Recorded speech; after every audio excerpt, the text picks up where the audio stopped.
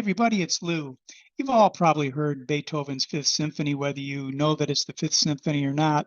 The first four notes are striking and they knock on the door. As a matter of fact, Beethoven himself was alleged to have said that he wrote this because he heard fate knocking on his door.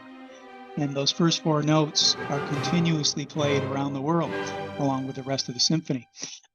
Fate's an interesting thing because today I think that what we're doing with our fates in certain parts of the world is perhaps making it much darker and much meaner than it needs to be.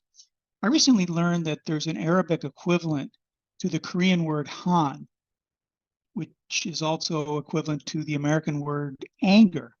The Arabic word is qahar. A scholar described it as anger, but according to Jung-Won Kim, the editor of Amnesty International magazine, it's not really that. What she said it is, though, is something that's, again, happening in cities when you see all of this doxing and anger out there. She says it's when you take that anger, place it on a low flame, add injustice, oppression, racism, dehumanization, social media, and leave it to cook slowly, sometimes for 10 years, sometimes for a century. And then you try to say that no one hears it and it sits in your heart and it settles. And what's happening now is that it's busting out.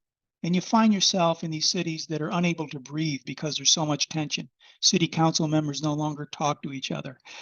Neighbors no longer talk to each other. This stuff is washing over us and it demands that we break out of it. And so next year, we're going to take on a series called the Doxing of Cities. And we're going to find out what's at the root of anger. We're going to go to people who are experts in this and who may have solutions to it. Because our fates are in the hands of our joy. And if we can't create our joy, then there's no reason for us to listen to the music of community anymore. So remember, there really is no place like home.